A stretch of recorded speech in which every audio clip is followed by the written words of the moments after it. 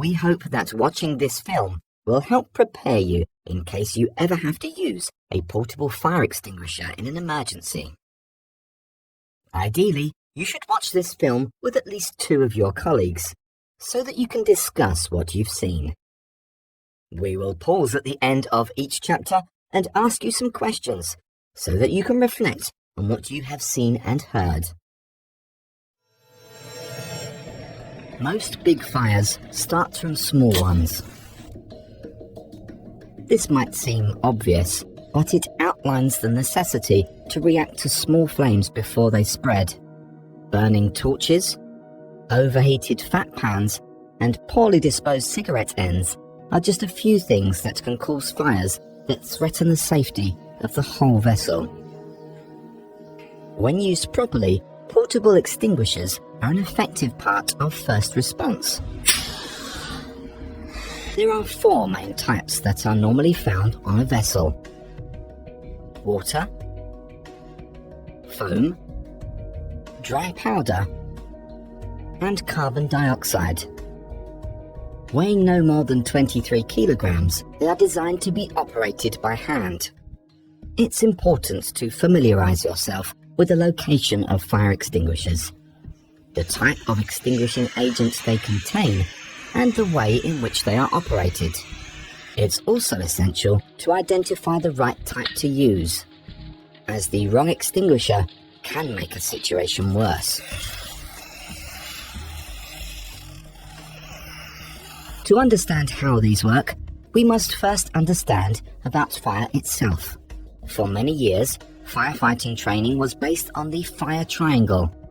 This suggested there were 3 elements required for a fire to ignite: fuel, oxygen, and heat. But a 4th element has since been added, and it is now known as the fire tetrahedron. Chemical reaction is rapid oxidation that allows combustion to take place, and all 4 parts have to be present to produce fire. The principle of fire prevention is to stop all 4 elements coming together, whereas the technique of firefighting removes 1 or more elements from a fire that has already started. Portable fire extinguishers are an integral part of firefighting. Your company procedures will include guidance on how and when they can be used. In the event of a fire, the first action is always to raise the alarm. The immediate area should be assessed, as should the likelihood of being able to extinguish the fire. Identify the availability of a portable extinguisher and its suitability for the fire. It may be important to isolate power or close a compartment if required. Finally, identify an escape path. This assessment should tell you if you're able to use a portable fire extinguisher. If the fire is inaccessible, too far advanced, or about to cut off your escape route, you should not attempt to put the fire out. In some cases, company procedures permit an approach, but they may require additional personnel to be present to ensure a coordinated attack on the fire. When company procedures allow for independent use, portable extinguishers can prevent small fires from becoming major disasters.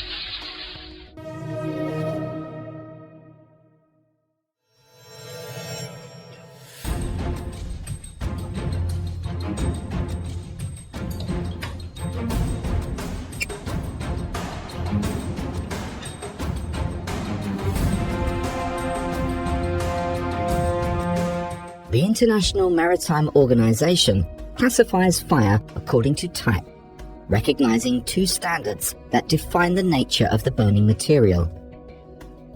These have been developed by the International Organization for Standardization, or ISO, and the US-based National Fire Protection Association, NFPA. Portable fire extinguishers are described by the class of fires on which they can be used. These are the classes of fire according to the ISO standard. Class A fires involve solid materials which are usually organic, where combustion occurs with the formation of glowing embers. Class B fires involve liquids or liquefiable solids. And Class C fires involve gases. Class D fires involve metals. And Class F fires involve cooking oils. The ISO standard uses very similar terms to the NFPA standard, but there are two very significant differences. Instead of being Class C, as they are in the ISO standard, fires involving flammable gases form part of Class B under the NFPA standard.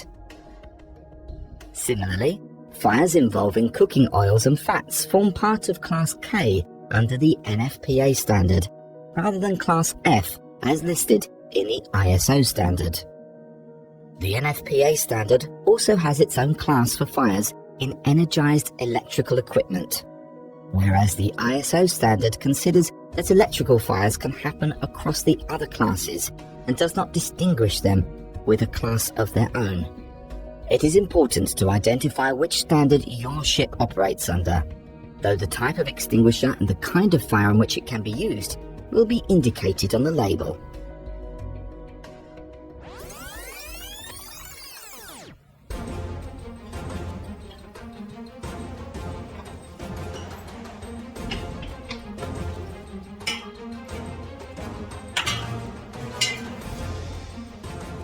In the video, we were told that there are different standards for the way fires are classified.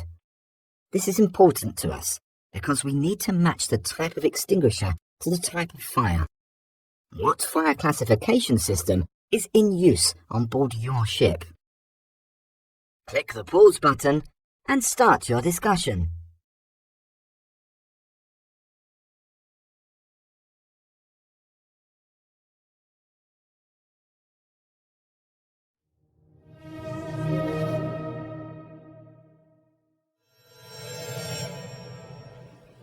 The vast majority of portable fire extinguishers have red bodies, but a small number have polished aluminium or stainless steel bodies. These are mainly found on cruise liners and ferries, where the colouring is used for decorative purposes. In order to identify the type of extinguisher, it is mandatory for there to be a coloured panel, up to a maximum of 5% of the external area, displayed above the operating instructions. Methods of operation vary upon the manufacturer and type, but each extinguisher features a label containing text and graphics that show technical data and instructions on how to use them. Using the wrong type can also make a fire worse, so it's important to use the right extinguisher at the right time.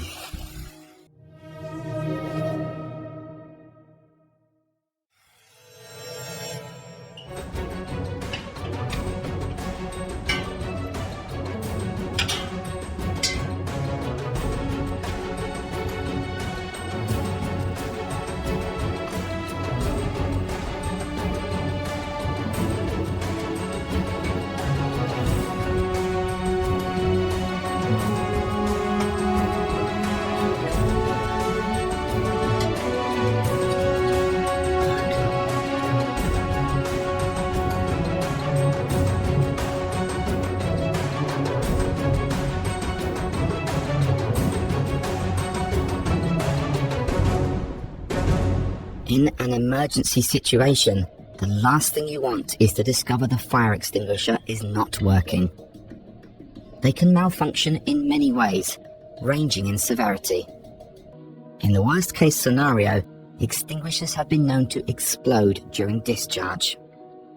Maintenance is a primary way to control the operating condition. The IMO requires inspections to take place in accordance with the manufacturer's instructions. They should be serviced annually, a service which is normally performed by a shore-based service provider. Water, foam and powder extinguishers should be discharge tested every 5 years, whereas CO2 extinguishers undergo more extensive testing and require refurbishment every 10 years. Company procedures determine the onboard inspection routine. This might involve a weekly or monthly visual check. The record card attached to the extinguisher indicates the date of the last inspection. If an extinguisher has been discharged, it should be refilled immediately. Instructions for recharging extinguishers are supplied by the manufacturer and available for reference on board. There are minimum service requirements for portable fire extinguishers to ensure they are ready to use at all times. Tamper-proof seals and discharge pins must be in place, and the instructions must be visible. If a pressure gauge is fitted, its reading should be checked, as should the weight of the extinguisher, which will help determine if it's full. It might be necessary to open it up to check the contents. If the gas firing charge is 10 years old, replace it. The hose should be in good condition. Also check that the body is free of any cracks or dents. Finally, portable extinguishers should be in their correct position at all times.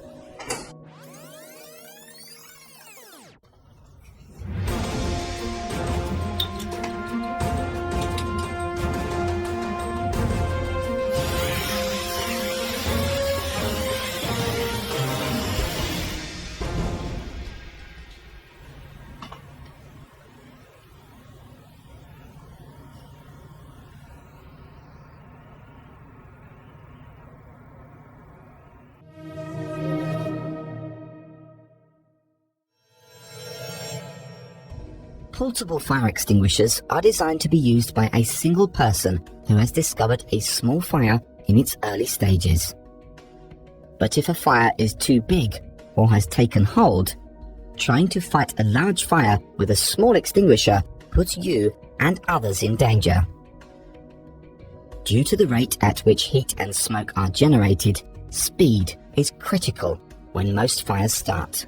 As such, whoever discovers the fire is exposed to risk, as it's unlikely they will be wearing protective clothing.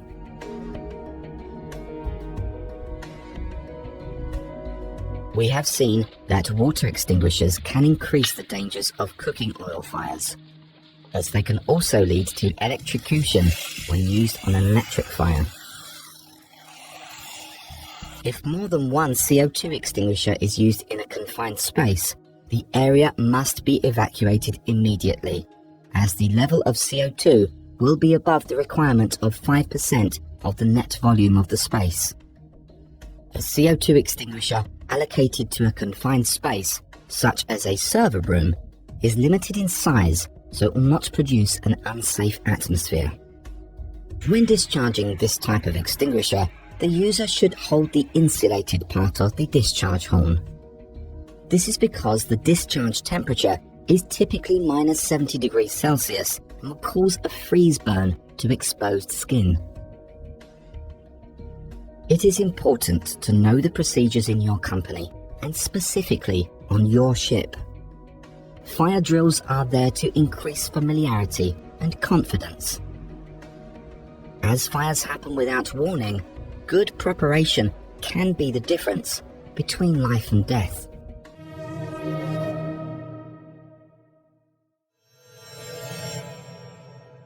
Fires are extremely dangerous, especially on board ships. Portable fire extinguishers are an effective part of first response and can prevent a small fire from becoming a big fire, which can be the difference between life and death. Remember to follow the safety guidelines on board the vessel. Identify classes of fire and their causes, as well as the types of extinguishers and where they should be used. Maintain equipment with regular inspections so they will work effectively in case of an emergency, and utilize effective risk assessment to identify if it is suitable for the fire. Prepare yourself so that in the event of a fire, you will know what to use and how to use it. It's also important to recognize when an extinguisher should be used. Using the wrong type at the wrong time could be worse than doing nothing at all.